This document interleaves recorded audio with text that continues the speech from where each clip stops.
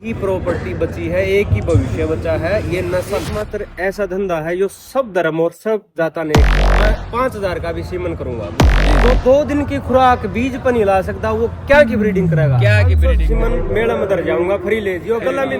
पशुपालन गरीब होता ही नहीं, जिसके बड्डे तो नहीं कर रहे हैं, बड्डे यूरोप तो नहीं है। मलंग फौजी साहब का शेरा है, लेकिन यूट्यूब पर पशुपालक इंडस्ट्री ने बदनाम मत करो। ये आगे 1 करोड़ की भैंस हरियाणा घोड़ा पर 10-10 करोड़ लाश का है जो ना गवार नहीं बनना। हमने गवार के उड़े खड़े हैं, एक वर्कर की डाल खड़े हैं, एक आर्टिस्ट की डाल खड़े हैं, एक किसान बन के आए हैं और सब इस काम में सहयोग करो। आप लगातार छोड़ के एक पॉजिटिविटी के साथ एक नई शुरुआत में देखी थी कि यूट्यूब में कंपटीशन हो रहे हैं और हमारे क्षेत्र में ऐसा आयोजन कर दिया।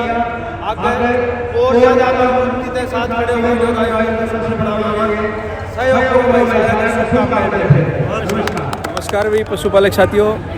तो भाई वीर भाई पहुँचे हैं अपने कुरुक्षेत्र मेले में। आप लोगों को पता है भाई का शुरू से ही गौ प्रेम रहा है और ये नंदियों का भाई रिंग था और भाई के द्वारा पूरा रिंग देखा गया, पूरा मेला देखा गया।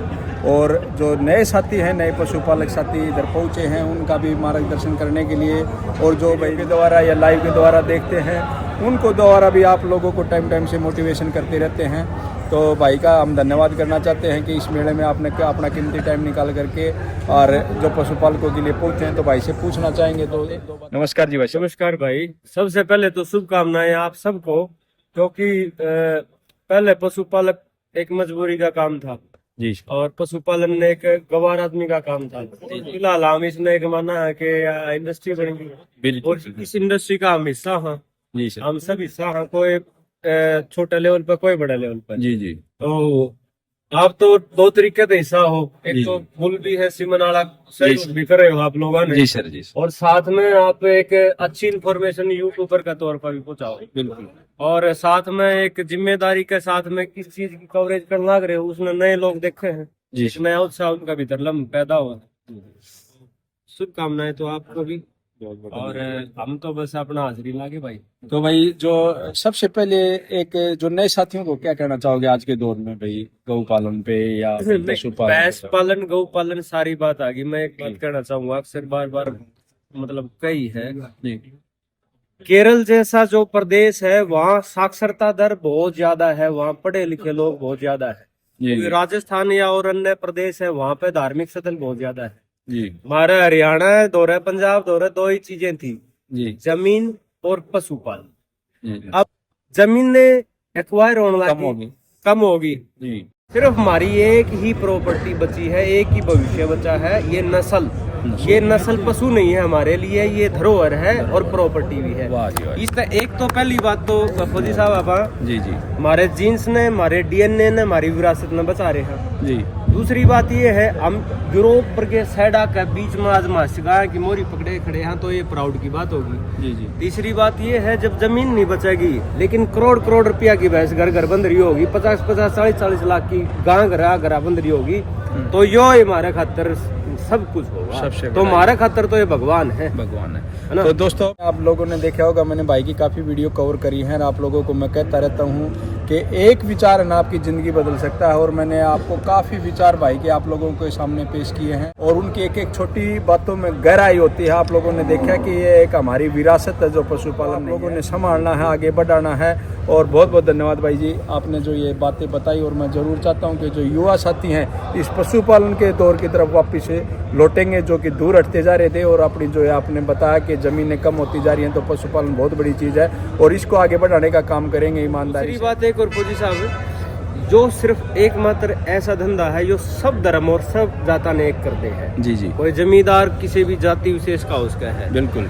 कोई और काम करनिया किसी एक मजहब विशेष का उसका है जी। एक पशु रखनिया जो आदमी है वो हरेक जात का और हरेक धर्म का वो है। और ये पशु हरेक जात और हरेक धर्म के लोगों ने इकट्ठे लेकर आड़े बिठा रहे हैं। दूसरी बात सामाजिक तौर पर भी एक मजबूत बात है। जी जी। और उसके ऊपर आप कोई भी उसका फायदा उठा सकते हो। बाप ले एक अच्छी चीज है, चाहे वो गरीब के पास है, चाहे पैसे वाले के पास है, चाहे छोटे के पास है, बड़े के पास है। हम तो इतनी सेवा कर रहे हैं, कोई दूध हमारे पशुआ का पी रहा है, उसकी सेहत बन रही है शारीरिक तौर पर, लेकिन कोई हमारे पशुआ की वीडियो भी देख रहा है ना, वो मानसिक तौर पर भी फायदा ले रहा है। अच्छा, उसमें मानसिक सुख मिल रहा है। यूट्यूब पर कोई आती मास की वीडियो देखे भी तरला खुश हो गया यार। बिल्कुल। तो एक मानसिकता वाली छोटी बात करना चाहूँगा, मेरे को भी कई बगैर नहीं रहता।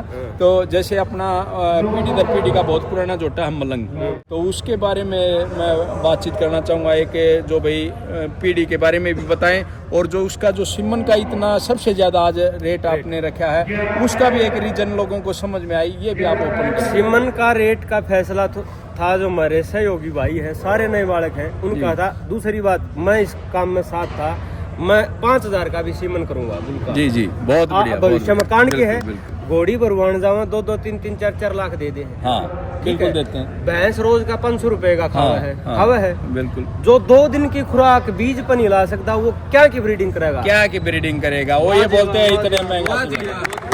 तो दोस्तों, ये जो मेरे को ये सवाल करने का था, इसका मकसद भी यही था कि आप लोगों को ये ओपन आए बात है और आप लोगों को दिमाग में बढ़े, क्योंकि आप जो महंगा भाई ने एक छोटी बात कही होगी, जो 2 टाइम का भाई उसका चारा नहीं खिला सकता, 2 टाइम के चारे की कीमत का सिमन आप। अच्छा, एक और बात कही है कि गरीब आदमी मर जाएगा। जब कोई गरीब आदमी महंगा सीमन तमरे है तो 500 सीमन मेड़ा में दर जाऊंगा, फ्री ले जियो, कल मिनरल मिक्सर दूंगा। बिल्कुल ठीक है। पशुपालन गरीब होता ही नहीं, जिसके घर पशु बन गया उसने पशु गरीब रहने नहीं देता है। गरीब रहने नहीं देता। पशु ऐसी चीज है, पशु धन है जी। पहले टाइम में राजा की जो संपत्ति का आकलन था, वो उसके पशुधन और गां जो थी उनके हिसाब से काउंटिंग होया करती। इतनी गाय वाला राजा है, इतनी माशा वाला राजा है। एक छोरा नौकरी लाग जाओ, बढ़ते माछ ने बेचेंगे, मारा के कामरा के थैली ने चोड़नी है, गिलास में पीना है। जी जी, समझे बात ने? तो पशुपालन नहीं मरदा ना, पशुपालन ऑब्जेक्शन करता है रेट पे। रेट पे तो ऑब्जेक्शन ये करे हैं जो आंगली कटवा के सही दोना मानने है। सस्ता लाना है, जल्दी भी अच्छा सस्ता कोई नहीं है। लेकिन कोई नया बालक आगे आकर ब्रीडिंग पीढ़ी दर पीढ़ी ब्रीडिंग करके कोई चीज पैदा करा है, तो उसने उसका हौसला बनाया रहो, उसका मोल तो मिलना चाहिए यार। जी जी, उसका मोल सही। दूसरी बात, एक और बात बताऊंगा बाद में।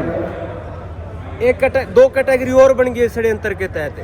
कोई भी आम आदमी 5-10 साल मेहनत करके एक मुकाम पाले है, उसके बाद में जर्नी एक उसने कहा वो बर्थडे तो नहीं कर रहे हैं, बर्थडे यूरोप तो नहीं आए हैं, बर्थडे ब्रीडरों की बजाय उनको उन्नत पशुपालक करो, कैटेगरी मत फाड़ मत करो।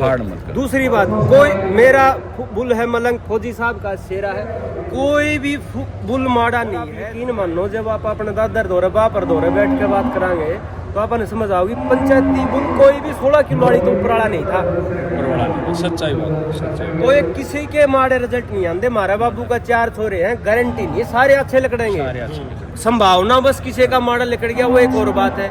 संभावना बस, अच्छा एक भैंस पर 10-12 के बुक का सिमन यूज करो, 10 कटड़ी आ जाओ, गारंटी नहीं सेम आऊंगी सारी अलग दूध पे आएंगी। हमारी इंडस्ट्री है जो पशुपालका की, मुश्किल तो ऊपर उठ का ग्रो करने लगी है। 10, 15, 20, 25 लाख की 50 लाख की भैंस हुई है। आपसी खिंचा तानी है, घर जाकर लड़ लो किसी के, लेकिन यूट्यूब पर पशुपालक इंडस्ट्री ने बदनाम मत करो, ये आग्रह है मेरा।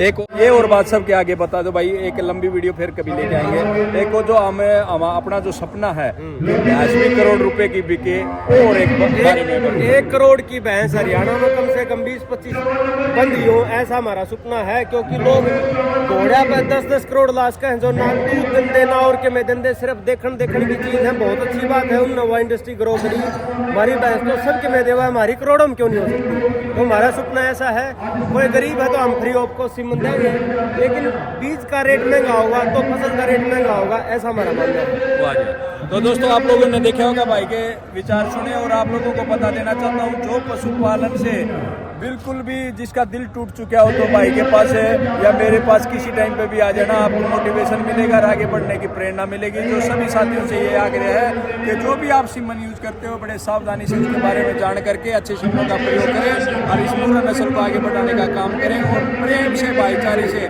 और जो आप भाई ने एक विचार जो बताया, अगर आप गहराई से उन पे ध्यान दोगे तो आप भी एक क्या था, उन्नत पशुपालक, गवार नहीं बनना हमने जलन पैदा नहीं करनी, हमने यह इंडस्ट्री की ग्रोथ करनी है, सारे भाई यही ग्रोथ करनी है। एक लाइक धन्यवाद भाई का, और दोबारा से मैं उनके निवेदन करता हूँ, भाई ने इतना कीमती टाइम दिया और ये अच्छे विचार आप लोगों के सामने दिए।